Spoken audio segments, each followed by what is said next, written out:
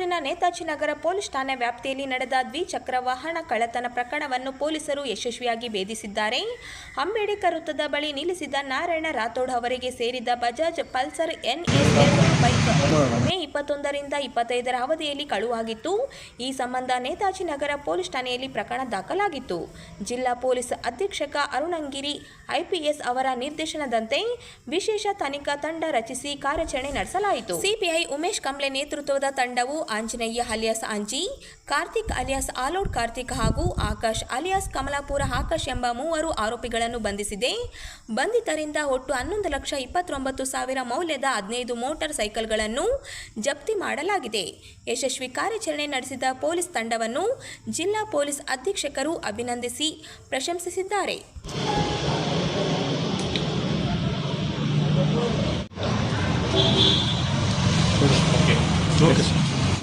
ಜಿಲ್ಲಾ ಪೊಲೀಸ್ ನೇತಾಜಿ ನಗರ ಪೊಲೀಸ್ ಸ್ಟೇಷನ್ನಿಂದ ಒಂದು bike theft ಪ್ರಕರಣ ರಿಕವರಿ ಮಾಡ್ತಾರೆ. ದಿನಾಂಕ 21 ಮೇ 2026 ಅಲ್ಲಿ ಒಂದು ಪಲ್ಸಾರ್ ಬೈಕ್ ಕಳ್ಳತನ ಆಗುತ್ತೆ. ಇದರ ಪ್ರಯುಕ್ತ ಕ್ರೈಮ್ ನಂಬರ್ 53/26 ಒಂದು ಬೈಕ್ ಥೆಫ್ಟ್ ಕೇಸ್ ರಿಜಿಸ್ಟರ್ ಮಾಡ್ತಾರೆ. ತದನಂತರ ಸಬ್ ಇನ್ಸ್ಪೆಕ್ಟರ್ ಹಾಗೂ DSP ಅವರ ತಂಡ ಮತ್ತು ನಮ್ಮ ಸಿಬ್ಬಂದಿಯವರ ತಂಡ ಹೋಗ್ಬಿಟ್ಟು ಸಂಶಯಾಸ್ಪದ ವ್ಯಕ್ತಿಗಳ ಬಗ್ಗೆ ವಿಚಾರಣೆ ಮಾಡ್ತಾರೆ. ಇದರಲ್ಲಿ ನಮ್ಮಲ್ಲಿ ಹಳೆಯ ಆರೋಪಿಗಳಾದ ಆಂಜನೇಯ, ಕಾರ್ತಿಕ್ ಹಾಗೂ ಆಕಾಶ್, ಈ ಆಂಜನೇಯ ಅವರು ಯರಗೆರ ಲಿಮಿಟ್ಸ್ ಅಲ್ಲಿ ಇದ್ದಾರೆ ಹಾಗೂ ಕಾರ್ತಿಕ್ ಅಂಡ್ ಆಕಾಶ್ ಅವರು ಕಮಲಾಪುರ ಲಿಮಿಟ್ಸ್ ಅಲ್ಲಿ ಇದ್ದಾರೆ ಅಂಡ್ ಆಲ್ಕೋಡ್ ಅಲ್ಲಿ ಇದ್ದಾರೆ. ಸೊ ಇವರು 3 ಜನ ವಿಚಾರಣೆ ಮಾಡಿದಾಗ ಇವರು ಒಪ್ಕೊಂತಾರೆ ಈ ಬೈಕ್ ಕಳ್ಳತನ ಮಾಡಿದ್ದಾರೆ. ಹಾಗೇನೆ ಅವರಿಗೆ ಇನ್ನೂ ಜಾಸ್ತಿ ಹೆಚ್ಚುವರಿಯಾಗಿ ವಿಚಾರಣೆ ಮಾಡಿದಾಗ ನಮಗೆ ಸುಮಾರು 11 ಬೈಕ್ ಟೋಟಲ್ ರಿಕವರಿ ಆಗಿದೆ. ಈ 11 ಬೈಕ್ ರಾಯಚೂರು ತಾಲೂಕು ಅಂಡ್ ಸಿರ್ವಾರ್ ತಾಲೂಕಿನಿಂದ 4 ಬೈಕ್ ರಿಕವರಿ ಆಗಿದೆ. ಮೆಜಾರಿಟಿ ಟೋಟಲ್ 15 ಬೈಕ್ಸ್ ಆಗಿದೆ. ಇದರಲ್ಲಿ ಏನು ಅಬ್ಸರ್ವೇಷನ್ ಇದೆ ಕಿ ಆಂಜನೇಯ ಅಂಡ್ ಟೀಮ್ ಇವರು ಬೈಕ್ಗಳದ್ದು ನಂಬರ್ ಪ್ಲೇಟ್ನ ಫಸ್ಟು ರಿಮೂವ್ ಮಾಡಿರ್ತಾರೆ ಅಂಡ್ ಹ್ಯಾಂಡ್ ಲಾಕ್ ಎಲ್ಲ ಬ್ರೇಕ್ ಮಾಡಿ ತದನಂತರ ಅದನ್ನು ಕಳ್ಳತನ ಮಾಡಿಕೊಂಡು ಹೋಗ್ತಾರೆ. ಎಲ್ಲಿ ಮಾರಾಟ ಮಾಡ್ತಿದ್ದಾರೆ? ಜಿಲ್ಲೆಯಲ್ಲಿ ಮಾಡ್ತಿದ್ರು? ಇವರು ಜಿಲ್ಲೆಯಲ್ಲೂ ಮಾಡಿದ್ದಾರೆ, ನಮ್ಮ ಅಕ್ಕಪಕ್ಕ ಜಿಲ್ಲೆಯಲ್ಲೂ ಮಾಡಿದ್ದಾರೆ. ಆಂಧ್ರ ಗಡಿ ಇದು ಪಕ್ಕದಲ್ಲಿ ನಮ್ಮ ಗಡಿ ಭಾಗದ ಪ್ರದೇಶಗಳು ಕೂಡ ಮಾಡಿದ್ದಾರೆ. ಈ ಪರ್ಚೇಸ್ ಮಾಡುವಂತ ಪರಿಸ್ಥಿತಿ ಏನು ಸರ್? ಈಗ ಅವರು ವಾಪಸ್ ಅವ್ರಿಗೆ ಗೊತ್ತಿತ್ತಂತೆ ಈ this vehicle is not having number plate. It is their mistake why they are purchasing vehicles which is chassis ನಂಬರ್ದು ಪ್ಲೇಟ್ ಅವರು ಸ್ಕ್ರಾಚ್ ಮಾಡಿರ್ತಾರೆ, ಪ್ಲಸ್ ನಂಬರ್ ಪ್ಲೇಟ್ ಇರಲ್ಲ. ಅಂಡ್ ಅವ್ರಿಗೆ ಗೊತ್ತಿದೆ ಇದು ಮಾರ್ಕೆಟ್ ವ್ಯಾಲ್ಯೂಗಿಂತ ಬಹಳಷ್ಟು ಕಡಿಮೆಯಲ್ಲಿ ಅವ್ರಿಗೆ ಕೊಡ್ತಾ ಇದ್ದಾರೆ. They are also responsible. ಅದು ಅವ್ರದ್ದು ಕೂಡ ತಪ್ಪು ಇದೆ. ಅಂದ್ರೆ ಯಾವ ರೀತಿ ಇದೆ ಉದ್ದೇಶ ಏನಿತ್ತು ಸರ್? ಇವರು basically they are looking for easy money. MOBಗಳು ಇದ್ದಾರೆ, ಈ ಹಿಂದೆನೂ ಕಳ್ಳತನ ಮಾಡಿದ್ದಾರೆ ಅಂಡ್ ಅವ್ರಿಗೆ ಚಟಾಪಟ ಇರುತ್ತೆ. ಸೊ ಅದನ್ನ ಅವರು ಅದಕ್ಕೋಸ್ಕರ ದುಡ್ಡುಗೋಸ್ಕರ ಓಕೆ.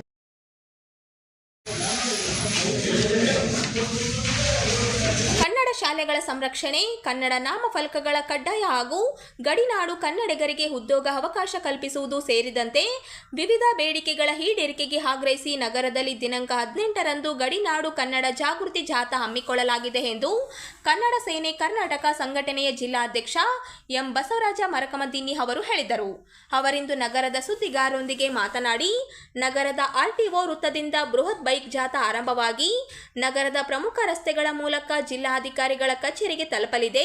ನಂತರ ಜಿಲ್ಲಾಧಿಕಾರಿಗಳ ಮೂಲಕ ಮುಖ್ಯಮಂತ್ರಿಗಳಿಗೆ ವಿವಿಧ ಬೇಡಿಕೆಗಳನ್ನೊಳಗೊಂಡ ಮನವಿ ಪತ್ರವನ್ನು ಸಲ್ಲಿಸಲಾಗುವುದು. ರಾಜ್ಯ ಅಧ್ಯಕ್ಷ KR ಕುಮಾರ್ ನೇತೃತ್ವದಲ್ಲಿ ಸಂಘಟನೆಯ ರಾಜ್ಯ ಪದಾಧಿಕಾರಿಗಳು ಹಾಗೂ ಖ್ಯಾತ ಚಲನಚಿತ್ರ ನಟ ಟೆನ್ನಿಸ್ ಕೃಷ್ಣ ಅವರು ಜಾಥಾದಲ್ಲಿ ಭಾಗವಹಿಸಲಿದ್ದಾರೆ. ಇಂದು ಗಡಿನಾಡು ಪ್ರದೇಶಗಳಲ್ಲಿ ಕನ್ನಡ ಭಾಷೆ, ಕನ್ನಡ ಶಾಲೆಗಳು ಹಾಗೂ ಕನ್ನಡಿಗರ ಹಕ್ಕುಗಳ ರಕ್ಷಣೆ ಅತ್ಯಂತ ಅಗತ್ಯವಾಗಿದೆ. ಕನ್ನಡ ಭಾಷೆಯ ಉಳಿವಿಗಾಗಿ ಸಂಘಟನೆ ನಿರಂತರ ಹೋರಾಟ ನಡೆಸುತ್ತಿದ್ದು, ರಾಯಚೂರಿನ ಈ ಜಾಥಾ ಕನ್ನಡ ಜಾಗೃತಿಗೆ ಮಹತ್ವದ ವೇದಿಕೆಯಾಗಲಿದೆ ಎಂದು ತಿಳಿಸಿದರು.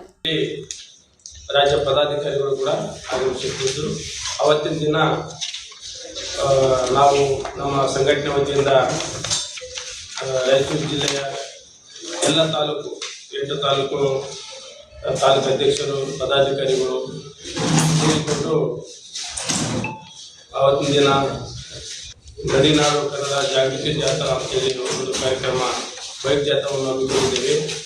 ಆ ಬೈಕ್ ಜಾಥಾಕ್ಕೆ ಸುಮಾರು 200ರಿಂದ 300 ಬೈಕು ಜಾಥಾ ಮಾಡ್ತಾ ಇದ್ದೀವಿ.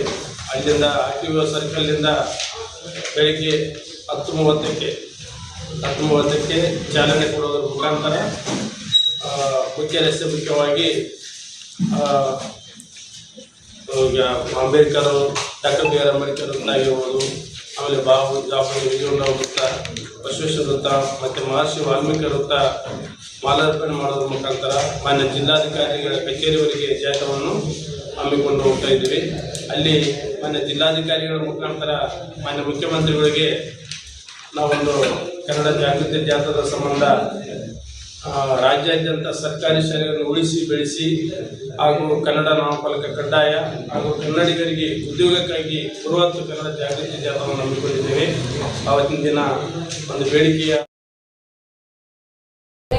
ನಮ್ಮ ಹಿರಿಯ ನಾಗರಿಕರ ಕಲ್ಯಾಣ ಇಲಾಖೆ ಹಿರಿಯ ನಾಗರಿಕರ ಹಕ್ಕುಗಳ ರಕ್ಷಣೆಗಾಗಿ ಕೇಂದ್ರ ಸರ್ಕಾರ ಜಾರಿಗೊಳಿಸಿರುವ ಹಿರಿಯ ನಾಗರಿಕರ ಮತ್ತು ಪೋಷಕರ ಪಾಲನೆ ಪೋಷಣೆ ಹಾಗೂ ಕಲ್ಯಾಣ ಅಧಿನಿಯಮ 2007 ಅತ್ಯಂತ ಮಹತ್ವದ ಕಾನೂನು ಎಂದು ಜಿಲ್ಲಾ ಕಾನೂನು ಸೇವೆಗಳ ಪ್ರಾಧಿಕಾರದ ಸದಸ್ಯ ಕಾರ್ಯದರ್ಶಿಗಳು ಹಾಗೂ ಹಿರಿಯ ಶ್ರೇಣಿ ದಿವಾನಿ ನ್ಯಾಯಾಧೀಶರಾದ ಸಿದ್ದರಾಮಪ್ಪ ಕಲ್ಯಾಣರಾವ್ ಅವರು ಹೇಳಿದರು.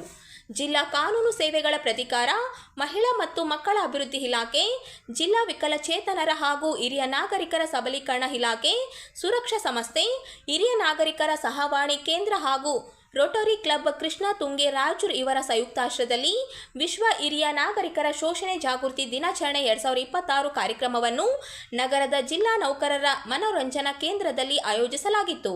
ಉದ್ದೇಶಿತ ಕಾರ್ಯಕ್ರಮ ಉದ್ಘಾಟಿಸಿ ಮಾತನಾಡಿದ ಅವರು, ಹಿಂದೆ ಹಿರಿಯ ನಾಗರಿಕರ ಪಾಲನೆ ಪೋಷಣೆ ಸಂಬಂಧಿತ ಪ್ರಕರಣಗಳು ನ್ಯಾಯಾಲಯಗಳಲ್ಲಿ ದೀರ್ಘಕಾಲ ಬಾಕಿ ಉಳಿಯುತ್ತಿದ್ದವು. ಈ ಸಮಸ್ಯೆಯನ್ನು ಮನಗಂಡು ಸರ್ಕಾರ ವಿಶೇಷ ಕಾಯ್ದೆಯನ್ನು ಜಾರಿಗೆ ತಂದಿದ್ದು, ಮಕ್ಕಳು ಅಥವಾ ವಾರಸುದಾರರು ಪಾಲನೆ ಮಾಡಿದ್ದಲ್ಲಿ ಹಿರಿಯ ನಾಗರಿಕರು ಸಹಾಯಕ ಆಯುಕ್ತರ ಕಚೇರಿಗೆ ಅರ್ಜಿ ಸಲ್ಲಿಸಬಹುದು. ಜವಾಬ್ದಾರಿ ಎಲ್ಲ ಸೌಲಭ್ಯಗಳನ್ನು ಒದಗಿಸಿಕೊಟ್ಟು ನಿಮಗೆ ತಮ್ಮ ಮಕ್ಕಳನ್ನು ಚೆನ್ನಾಗಿ ಪಾಲನೆ ಮಾಡಿ ಅವರಿಗೆ ದೊಡ್ಡವರು ಮಾಡಿ ತುಂಬ ಚೆನ್ನಾಗಿ ನೋಡಿಕೊಂಡು ಒಂದು ಹಂತಕ್ಕೆ ಅವರಿಗೆ ತಲುಪಿಸಿರ್ತೀರಿ. ಅವ್ರ ನಂತರ ಅವರು ಮದುವೆ ಮಾಡಿಕೊಂಡು ನಂತರ ಅವ್ರು ತಮ್ಮ ಮನೆಯನ್ನು ಬಿಟ್ಟು ಬೇರೆ ಬೇರೆ ಕಡೆ ಇರಲಿಕ್ಕೆ ಪ್ರಾರಂಭ ಆಗಿದ್ಮೇಲೆ ತಾವು ಮನೆಯಲ್ಲಿ ಒಬ್ಬರೇ ಇರ್ತೀರಿ. ಆವಾಗ ತಮಗೆ 60-70 ವರ್ಷ ಆಗಿರುತ್ತೆ. ಆವಾಗ ತಮ್ಮ ಶಕ್ತಿ ಎಲ್ಲ ಕಡಿಮೆ ಆಗಿರುತ್ತೆ. ದುಡಿಮೆ ಮಾಡಲಿಕ್ಕೆ ಆಸಕ್ತರಾಗಿರ್ತೀರ ತಾವು. ಅಂಥ ಸಂದರ್ಭದಲ್ಲಿ ತಮಗೆ ನೋಡ್ಕೊಳ್ಳಿಕ್ಕೆ ಮಕ್ಕಳು ಇರಲೇಬೇಕು. ಆದರೆ ಕೆಲವೊಂದು ಸಂದರ್ಭದಲ್ಲಿ ಮಕ್ಕಳು ತಮ್ಮ ಜೊತೆ ಇರೋದಿಲ್ಲ. ಅಂತಹ ಸಂದರ್ಭದಲ್ಲಿ ತಾವು ಏನು ಮಾಡ್ಬೇಕಂದ್ರೆ ಆವಾಗ ತಾವು ಈ ಎಲ್ಲ ಓಲ್ಡ್ ಏಜ್ ಹೋಮ್ಗಳು, ಅನಾಥಾಶ್ರಮ ಇಂಥ ಕಡೆ ಎಲ್ಲ ತಾವು ಆಶ್ರಯ ಪಡೆಯುತ್ತೀರಿ. ಇಂಥ ಒಂದು ಸಂದರ್ಭದಲ್ಲಿ ತಮಗೆ ಆರ್ಥಿಕವಾಗಿ ಸಹಾಯ ಆಗಬೇಕಾಗ್ತಿರ್ತಂಥ ಸಂದರ್ಭದಲ್ಲಿ ತುಂಬ ಮುಖ್ಯವಾಗಿರುತ್ತೆ. ಈಗ ತಮ್ಮೆಲ್ಲರಿಗೂ ಒಂದು ಅತ್ಯುನ್ನತ ಒಂದು ಅನುಭವ ಹೊಂದಿರತಕ್ಕಂಥ ಒಂದು ಗಣಿಯಾಗಿರ್ತೀರಿ. ನಿಮ್ಮ ಮಾರ್ಗದರ್ಶನ ಪ್ರತಿಯೊಂದು ಕುಟುಂಬಕ್ಕೂ ಕೂಡ ಆಗತ್ತೆ. ಯಾಕಂತಂದರೆ ನಿಮ್ಮ ಪ್ರತಿಯೊಂದು ಕೆಲಸ ಕಾರ್ಯದಲ್ಲಿ ತಾವು ನಡೆದು ಬಂದ ಒಂದು ದಾರಿ ಸಂದರ್ಭದಲ್ಲಿ ನೀವು ಅನುಭವನ ಪಡೆದಿರ್ತೀರ. ಆ ಅನುಭವ ಅಂತಕ್ಕಂಥದ್ದು ಪ್ರತಿ ಕುಟುಂಬದಲ್ಲಿರ್ತಕ್ಕಂತಹ ಮುಂದಿನ ಪೀಳಿಗೆಗಿರ್ಬೋದು ಮತ್ತು ಇತರ ಸದಸ್ಯರಿಗೂ ಕೂಡ ಅವಶ್ಯಕತೆ ಇರುತ್ತೆ. ನೀವು ಕೂಡ ಈ ಮಾರ್ಗದರ್ಶನವನ್ನು ನಿಮ್ಮ ಕುಟುಂಬಕ್ಕೆ ಮತ್ತು ಸಮಾಜದಲ್ಲಿರ್ತಕ್ಕಂಥ ಇತರ ಎಲ್ಲ ವ್ಯಕ್ತಿಗಳಿಗೆ ಮಾರ್ಗದರ್ಶನ ಮಾಡಿರಿ ಅಂತ ನಾನು ರಿಕ್ವೆಸ್ಟ್ ಮಾಡ್ತಾ, ನಿಮಗೆ ನಮ್ಮ ಸರ್ಕಾರಿ ವ್ಯವಸ್ಥೆಯಲ್ಲಿ ಹಲವಾರು ಕಾಯ್ದೆ ಕಾನೂನುಗಳಿದೆ. ಈ ಕಾಯ್ದೆಯ ಕಾನೂನುಗಳ ಅರಿವು ಬಗ್ಗೆ ನಿಮಗೆ ಸವಿಸ್ತಾರವಾಗಿ ನಾವು ಒಂದು ಸಂಪನ್ಮೂಲ ವ್ಯಕ್ತಿಗಳ ಮೂಲಕ ನಿಮಗೆ ತಿಳಿಸ್ಕೊಡ್ತೀವಿ. ನೀವು ಈ ಕಾಯ್ದೆಯ ಒಂದು ಸದುಪಯೋಗ ಪಡಿಸ್ಕೊಂಡು ಸಂತೋಷವಾಗಿ ಅತ್ಯಂತ ಮಾನಸಿಕ ಮತ್ತು ದೈಹಿಕ ಆರೋಗ್ಯದ ಜೊತೆಗೆ ಒಂದು ಚೆನ್ನಾಗಿ ನೀವು ಜೀವನವನ್ನು ಸಾಗಿಸ್ಬೇಕಾಗ್ತದೆ. ಯಾಕಂತಂದರೆ ಪ್ರತಿಯೊಬ್ಬರ ಮನುಷ್ಯನ ಜೀವನದ ಅಲ್ಲಿ ಬರ್ತಕ್ಕಂಥ ಒಂದು ಸಾಕಷ್ಟು ಜನರಿಗೆ ಇನ್ನೂ ಮಾಹಿತಿ ಇರೋದಿಲ್ಲ. ಸಮಾಜದಲ್ಲಿ ಹಿರಿಯ ನಾಗರಿಕರಂದ್ರೆ ಅವರು ಕಡೆಗಣೆಗೆ ಒಳಗಾದಂಥವ್ರು. ಯಾವ ರೀತಿ ಮಕ್ಕಳಿಗೆ ಆದ್ಯತೆ ಸಿಗುತ್ತೋ, ಮಕ್ಕಳ ಕಾಯ್ದೆ ಬಗ್ಗೆ ಜಾಗೃತಿ ಇದೆಯೋ, ಯಾವ ರೀತಿ ಮಹಿಳಾ ಕಾನೂನು ಮಹಿಳೆಯರಿಗೆ ಆದ್ಯತೆ ಸಿಗುತ್ತೋ ಆ ಆದ್ಯತೆ ಎಲ್ಲೂ ನಮಗೆ ಹಿರಿಯ ನಾಗರಿಕರಿಗೆ ಸಮಾಜದಲ್ಲಿ ಕಾಣಕ್ಕೆ ಸಿಗ್ತಾ ಇಲ್ಲ. ಹಿರಿಯ ನಾಗರಿಕರ ಕಾಯ್ದೆ ಬಗ್ಗೆ ಇನ್ನೂ ಹೆಚ್ಚಿನ ರೀತಿಯಲ್ಲಿ ಪ್ರಚಾರ ಆಗುವಂಥ ಅವಶ್ಯಕತೆ ಇದೆ. ಈ ಕಾಯ್ದೆ 2007 ಬಂದಿದೆ. ಆದರೆ ರಾಯಚೂರು ಜಿಲ್ಲೆಯಲ್ಲಿ ಒಂದು ಹಿರಿಯ ನಾಗರಿಕರ ಸಹಾಯವಾಣಿ ಕೇಂದ್ರ ನಮ್ಮ ಸಂಸ್ಥೆಗೆ ಜವಾಬ್ದಾರಿ ಸರ್ಕಾರ ಕೊಟ್ಟಾಗ 2014 ಪ್ರಾರಂಭ ಆಯಿತು. ಅಲ್ಲಿವರೆಗೂ ಈ ಒಂದು ಕಾಯ್ದೆ ಇದೆ, ಇದಕ್ಕೊಂದು ಸಹಾಯವಾಣಿ ಇದೆ ಅನ್ನೋದು ಕೂಡ ಜನರಿಗೆ ಗೊತ್ತಿದ್ದಿಲ್ಲ. 2014 ನಾವು ಹಿರಿಯ ನಾಗರಿಕರ ಸಹಾಯವಾಣಿ ಕೇಂದ್ರ ಒಂದು ಪೊಲೀಸ್ ವರಿಷ್ಠಾಧಿಕಾರಿಗಳ ಕಚೇರಿ ಆವರಣದಲ್ಲಿ, ಈ ಒಂದು ಕೇಂದ್ರಕ್ಕೆ ಮಾನ್ಯ ಪೊಲೀಸ್ ವರಿಷ್ಠಾಧಿಕಾರಿಗಳೇ ಅಧ್ಯಕ್ಷರಿರ್ತಾರೆ ಮತ್ತು ಆ ಒಂದು ಸಮಿತಿಗೆ ಸಹಾಯಕ ಆಯುಕ್ತರು ರಾಯಚೂರು ಮತ್ತು ಲಿಂಗಸೂರು ಇವರಿಬ್ಬರು ಸದಸ್ಯರಾಗಿರ್ತಾರೆ. ಸೊ ನಾನು ಆ ಒಂದು ಕೇಂದ್ರದ ಮುಖ್ಯಸ್ಥನಾಗಿ ಅಲ್ಲಿ ನಿರಂತರ ನಾವು ಹಿರಿಯರು ಬಂದಂಥವ್ರನ್ನ ಬರಮಾಡಿಕೊಂಡು ಕೌನ್ಸಿಲಿಂಗ್ ಮಾಡಿ ಅವರಿಗೆ ಕಾನೂನು ರೀತಿಯ ಯಾವುದಾದ್ರೂ ಸಹಾಯ ಬೇಕಾದಲ್ಲಿ ನಾವು ಅವರಿಗೆ ನಮ್ಮ ಕಾನೂನು ಸೇವಾ ಪ್ರಾಧಿಕಾರಕ್ಕೆ ಕಳಿಸ್ಕೊಡ್ತೀವಿ. ಅಥವಾ ಏನಾದರೂ ಅವರಿಗೆ ಜೀವನಾಂಶಕ್ಕೆ ಏನಾದರೂ ಬೇಕಾದಾಗ ನಾವು ಅವರಿಗೆ ಸಹಾಯಕ ಆಯುಕ್ತರು ಅವರ ಕಚೇರಿ ಕಳಿಸಿ ಜೀವನಾಂಶಕ್ಕೆ ಅರ್ಜಿ ಸಲ್ಲಿಸಕ್ಕೆ ಕೇಳ್ಕೊಳ್ತೀವಿ. ಎಲ್ಲಿವರೆಗೆ ನಾವು ಸಹಾಯ ಮಾಡ್ತಾ ಇದ್ದೀವಿ ಅಂದರೆ ಉಚಿತವಾಗಿ ಟೈಪ್ಸ್ ಅಂದರೆ ನಾವೇ ಒಂದು ಪ್ಲೇನ್ ಒಂದು ಪೆಟಿಷನ್ ಮಾಡಿ ಕೊಡ್ತಾ ಇದ್ದೀವಿ. ಫಾರ್ಮ್ ನಂಬರ್ 5 ನಮ್ಮ ಕಚೇರಿಯಲ್ಲಿ ಇಟ್ಕೊಂಡು ಅದನ್ನು ಉಚಿತವಾಗಿ ಕೊಡ್ತಾ ಇದ್ದೀವಿ. ಮತ್ತು ಕೌನ್ಸಿಲಿಂಗ್ ಮುಖಾಂತರನೇ ಸಾಕಷ್ಟು ಪ್ರಕರಣಗಳು ಇವತ್ತು ನಮ್ಮ ಕಚೇರಿಯಲ್ಲಿ ನಾವು ಇತ್ಯರ್ಥ ಮಾಡ್ತಾ ಇದ್ದೀವಿ. ಕುಟುಂಬದ ಸದಸ್ಯರನ್ನು ಕರೆಸಿಬಿಟ್ಟು ಕಾನೂನು ಬಗ್ಗೆ ತಿಳುವಳಿಕೆ ಹೇಳಿ ಆದಷ್ಟು ನಾವು ಅಲ್ಲಿ ಒಂದು 80% ಕೇಸಸ್ ನಾವು ಅಲ್ಲೇ ಸಾಲ್ವ್ ಮಾಡ್ತೀವಿ. ಇವರು ಚೆನ್ನಪ್ಪ ಹುಣಸಳಗೌಡ ರಾಯಚೂರು ತಾಲೂಕು ಅಧ್ಯಕ್ಷರು, ಲಿಂಗಪ್ಪ ವಟ್ಲೂರು ರಾಯಚೂರು ತಾಲೂಕು ಪ್ರಧಾನ ಕಾರ್ಯದರ್ಶಿ, ರಾಯಚೂರು ಜಿಲ್ಲಾ ಕಾರ್ಯಾಧ್ಯಕ್ಷರು, ರಾಮಬಾಬು ಶಕ್ತಿನಗರ ಇವರು ರಾಯಚೂರು,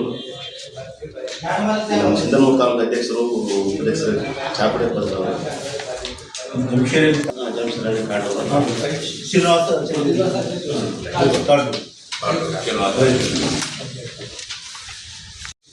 ಇವರು ಚೆನ್ನಪ್ಪ ಹುಣಸಳಗೌಡ ರಾಯಚೂರು ತಾಲೂಕು ಅಧ್ಯಕ್ಷರು, ಲಿಂಗಪ್ಪ ವಟ್ಲೂರು ರಾಯಚೂರು ತಾಲೂಕು ಪ್ರಧಾನ ಕಾರ್ಯದರ್ಶಿ, ರಾಯಚೂರು ಜಿಲ್ಲಾ ಕಾರ್ಯಾಧ್ಯಕ್ಷರು, ರಾಮಬಾಬು ಶಕ್ತಿನಗರ ಇವರು ರಾಯಚೂರು, ಸಿಂಧನೂರು ತಾಲೂಕು ಅಧ್ಯಕ್ಷರು ಉಪಾಧ್ಯಕ್ಷರು ಚಾಪಡೆ ಬರ್ತಾರೆ, ಜಮಶೇರಿ ಕಾಡವರು, ಶ್ರೀನಿವಾಸ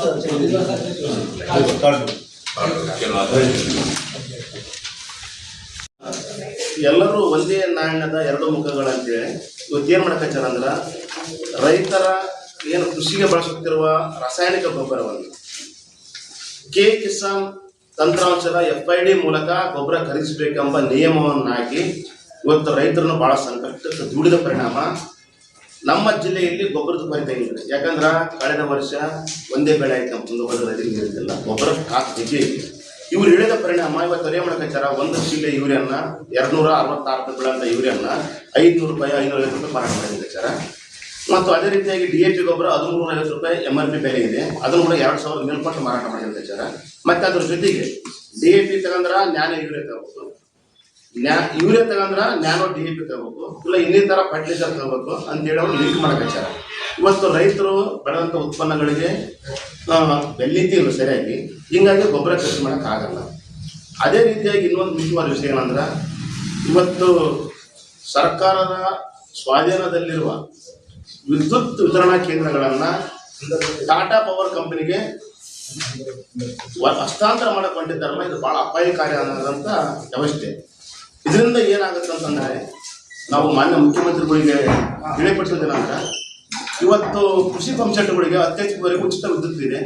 ನಮ್ಮ ಟ್ರಾನ್ಸ್ಫಾರ್ಮರ್ ಸುಟ್ರ ಟ್ರಾನ್ಸ್ಫಾರ್ಮರ್ ಅವರೇ ಕೊಡ್ತಾ ಇದ್ದಾರೆ, ಶೀಘ್ರ ಸಂಪರ್ಕದಲ್ಲಿ ಟ್ರಾನ್ಸ್ಫಾರ್ಮರ್ ಉಚಿತವಾಗಿ ಕೊಡ್ತಾ ಇದ್ದಾರೆ. ಅದೇ ರೀತಿಯಾಗಿ SC/ST ಅನುದಾನ ಇದೆ. ಮತ್ತು ಇವತ್ತು ಗಂಗಾ ಕಲ್ಯಾಣ ಯೋಜನೆಗೆ ವಿದ್ಯುತ್ ಕೊಡ್ತಾ ಇದ್ದಾರೆ. ಮತ್ತು ಅದೇ ರೀತಿಯಾಗಿ ಭಾಗ್ಯ ಜ್ಯೋತಿ, ಕುಟೀರ ಜ್ಯೋತಿ, ಇನ್ನೇನು ಸರ್ಕಾರ ಇವತ್ತು ಹಾಸ್ಟೆಲ್ಗಳಿಗೆ, ಶಾಲೆಗಳಿಗೆ, ಮಠಗಳಿಗೆ ಎಲ್ಲ ಏನು ವ್ಯವಸ್ಥೆ ಇದೆ ನಾಳೆ ಎಲ್ಲ ಕಡಿತದೆ. ಹಾಗಾಗಿ ರಾಜ್ಯ ಸರ್ಕಾರ ಯಾವುದೇ ಕಾರಣಕ್ಕೂ ಟಾಟಾ ಪವರ್ ಕಂಪನಿಗೆ ವಿದ್ಯುತ್ ವಿತರಣಾ ಕೇಂದ್ರಗಳನ್ನು ಒದಗಿಸಬಾರದು ಅಂತೇಳಿ ನಾವು ತಮ್ಮ ಮೂಲಕ ಮನವಿಯನ್ನು ಮಾಡಿಕೊಳ್ತೇವೆ. ಇವತ್ತು ಕೇಂದ್ರ ಸರ್ಕಾರ ಕಳೆದ ಬಾರಿ ಬಜೆಟ್ನಲ್ಲಿ ಹೇಳ್ತಾ ಇದೆ, ನಾವು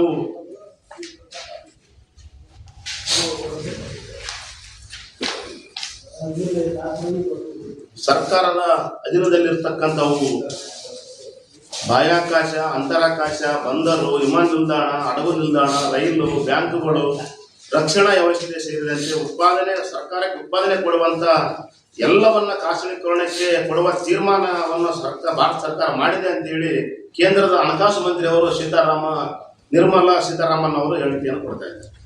ಅದೇ ರೀತಿಯಾಗಿ ಈಗಾಗಲೇ 40 ಬಂದರುಗಳನ್ನು ಖಾಸಗಿ ಕೊಟ್ಟದ್ದಾಗಿದೆ. ವಿಮಾನ ನಿಲ್ದಾಣ 2 ರೈಲು ಮಾರ್ಗಗಳನ್ನು ಕೊಟ್ಟಿದ್ದಾರೆ ಅವ್ರಿಗೆ ಈಗಾಗಲೇ ಆಲ್ರೆಡಿ. ಈ ತರ ಇದನ್ನು ಕಟ್ಟಬೇಕಾದ್ರೆ ಎಷ್ಟು ಕಷ್ಟ ಅಂಬೋದು ಇದು ಸಾರ್ವಜನಿಕರ ನಿಮ್ಮೆಲ್ಲರ ತೆರಿಗೆ ಹಣದಲ್ಲಿ ಕಟ್ಟಿದ್ದಾರೆ. ಇವತ್ತು ಅದನ್ನ ಏಕೈಕಾಗಿ ನಾವು ವರ್ಗಾಯಿಸ್ತೀವಿ ಅಂತಂದ್ರೆ ಯಾರು ಹೇಳಿದ್ದು? ರಾಜ್ಯ ಸರ್ಕಾರ ವಿದ್ಯುತ್ ವರ್ಗಾಯಿಸ್ತೀವಿ ಅಂತ ಹೇಳ್ತಾರೆ. ಈಗಾಗಲೇ ಕೆಲವೊಂದು ಆಲೆ ವರ್ಗಾಯಿಸ್ಕೊಂತ ಹೊಂಟಾರ. ಇವತ್ತು ಪೂರ್ತಿ ಏಕ ವ್ಯಕ್ತಿಗೆ ಕೊಡ್ತೀವಿ ಅಂತಂದ್ರೆ ಹೆಂಗ? ಹಾಗಾಗಿ ಯಾವುದೇ ಕಾರಣಕ್ಕೂ ಇದನ್ನ ಕೊಡಬಾರದು. ಈ ಒಂದು ವಿಚಾರ ಈಗಾಗಲೇ 2002ರಲ್ಲಿ ಭಾರತ ಸರ್ಕಾರದ ವಿಜ್ಞಾನಿಗಳು ಸಾಂಸ್ಕೃತಿಕ ಕಲಾ ವೇದಿಕೆಯ ಕಲಾವಿದರ ಪ್ರತಿಭೆಗೆ ವೇದಿಕೆ ಕಲ್ಪಿಸುವ ಹಾಗೂ ಕಲೆ ಸಂಸ್ಕೃತಿಯನ್ನು ಪ್ರೋತ್ಸಾಹಿಸುವ ಉದ್ದೇಶದಿಂದ ನಗರದಲ್ಲಿ ದಿನಾಂಕ 16ರಂದು ಸಾಂಸ್ಕೃತಿಕ ಕಲಾ ಸಂಗಮ ಸಂಗೀತ ಮತ್ತು ನೃತ್ಯ ಕಾರ್ಯಕ್ರಮಗಳನ್ನು ಆಯೋಜಿಸಲಾಗಿದೆ ಎಂದು ರಾಗರಂಗ ಸಾಂಸ್ಕೃತಿಕ ವೇದಿಕೆಯ ಅಧ್ಯಕ್ಷರಾದ ಪಂಪಾಪತಿ ಹೂಗರ್ ಅವರು ಹೇಳಿದರು.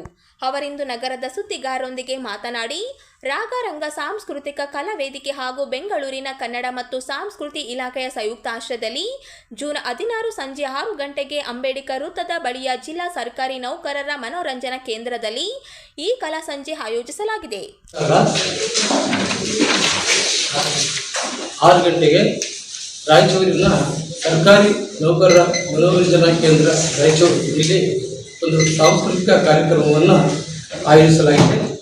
ಈ ಒಂದು ಕಾರ್ಯಕ್ರಮದ ಉದ್ಘಾಟನೆಯನ್ನು ಶ್ರೀ ಬಸವರಾಜ್ ಹೂಗಾರ್ ರಾಜ್ಯಾಧ್ಯಕ್ಷರು, ರಾಜ್ಯ ಹೂಗಾರ್ ಸಮಾಜ ಬೆಂಗಳೂರು ಇವರು ನೆರವೇರಿಸಲಿದ್ದು, ಅಧ್ಯಕ್ಷತೆಯನ್ನು ಶ್ರೀ ಉಗ್ರನಶಿವಪ್ಪ ಹೂಗಾರ್ ಮಾಜಿ ನಗರಸಭಾ ಸದಸ್ಯರು ಹಾಗೂ ಹೂಗಾರ್ ಸಮಾಜದ ಮುಖಂಡರು ಇವರು ವಹಿಸಲಿದ್ದಾರೆ. ಈ ಒಂದು ಕಾರ್ಯಕ್ರಮದ ಜ್ಯೋತಿ ಬೆಳಗಿಸುವ ಕಾರ್ಯಕ್ರಮವನ್ನು ಕರ್ನಾಟಕ ಕನ್ನಡ ಮತ್ತು ಸಂಸ್ಕೃತಿ ಇಲಾಖೆಯ ಸಹಾಯಕ ನಿರ್ದೇಶಕರಾಗಿರ್ತಕ್ಕಂಥ ಶ್ರೀಮತಿ ಉತ್ತರಾದೇವಿ ಮಠಪತಿಯವರು ವಹಿಸಿಕೊಳ್ಳಲಿದ್ದಾರೆ. ಶ್ರೀ ಈರಣ್ಣ ಹೂಗಾರ್ ಜಿಲ್ಲಾಧ್ಯಕ್ಷರು ಹೂಗಾರ್ ಸಮಾಜ, ಶ್ರೀ ವೆಂಕಣ್ಣ ನಿವೃತ್ತ ಆಹಾರ ಸಹಾಯಕ ನಿರ್ದೇಶಕರು, ನಂತರ ವೀರೇಂದ್ರ ಪಾಟೀಲ್ ಅರವಿ ಇವರು ಕೂಡ ಇನ್ನೂ ಮುಂತಾದ ಗಣ್ಯರು ಈ ಒಂದು ಜ್ಯೋತಿ ಬೆಳಗುವ ಕಾರ್ಯಕ್ರಮದಲ್ಲಿ ಭಾಗವಹಿಸಲಿದ್ದಾರೆ. ಮುಖ್ಯ ಅತಿಥಿಗಳಾಗಿ ಶ್ರೀ ಮೋಹನ್ ವಕೀಲರು, ಸೈಯದ್ ನಜರ್ ಪಾಷಾ ಗುಂಡಳ್ಳಿ, DS ಗುಂಡಳ್ಳಿ ಅವರು, ಮಂಜುನಾಥ್ ಪಾಟೀಲ್, ಶ್ರೀ ಶರಣಪ್ಪ ಹೂಗಾರ್, ಮಲ್ಲಿಕಾರ್ಜುನ್ ಆಲೂರ್ ಇನ್ನು ಮುಂತಾದ ಗಣ್ಯಮಾನ್ಯರು ಈ ಒಂದು ಕಾರ್ಯಕ್ರಮದ ಅತಿಥಿಗಳಾಗಿ ಉಪಸ್ಥಿತರಿರುತ್ತಾರೆ. ಈ ಒಂದು ಕಾರ್ಯಕ್ರಮದಲ್ಲಿ ಕಲಾವಿದರಾಗಿ, ಹಾಡುಗಾರರಾಗಿ ಪ್ರತಿಭಾ ಗೌನಾಳ್, ಸುಗಮ ಸಂಗೀತ, ಆಮೇಲೆ ವಿಜಯಕುಮಾರ್ ದಿನ್ನಿ, ಆಮೇಲೆ ವೀರೇಂದ್ರ ತುರ್ಡಿ, ನರೇಂದ್ರ ಕುಮಾರ್, ಶಾಂತಾ ಕುಲಕರ್ಣಿ ಇವರೆಲ್ಲ ಈ ಒಂದು ಜಾನಪದ ರಂಗಗೀತೆಗಳು ಮುಂತಾದ ವಿವಿಧ ಪ್ರಕಾರದ ಸಂಗೀತ ಹಾಡುಗಳನ್ನು ಹಾಡಿ ಈ ಒಂದು ಕಾರ್ಯಕ್ರಮದಲ್ಲಿ ಪಾಲ್ಗೊಳ್ಳಲಿದ್ದಾರೆ. ಈ ಒಂದು ಕಾರ್ಯಕ್ರಮದಲ್ಲಿ ವಾದ್ಯಗೋಷ್ಠಿ ಅಂತಂದ್ರೆ ಶ್ರೀ ವೀರೇಂದ್ರ ಕೊಡಿಯವರು ಕೀಬೋರ್ಡ್ ಅಂದ್ರೆ ಕ್ಯಾಶೋ ಬಾರಿಸಿದ್ದಾರೆ. ಶ್ರೀ ಸುರೇಶ್ ಅವರು ತಬಲಾ ಸಾಥಿ ಹೇಳಿದ್ರೆ, ಶ್ರೀ ಸುಧಾಕರ್ ಅವರು ಪ್ಯಾನ್ ಬರ್ತಾ ಇದ್ದಾರೆ. ಈ ಒಂದು ಕಾರ್ಯಕ್ರಮದ ನಿರೂಪಣೆಯನ್ನ ಶ್ರೀ ಸುರೇಶ್ ಕುಮಾರ್ ಅವರು ನೆರವೇರಿಸಲಿದ್ದಾರೆ.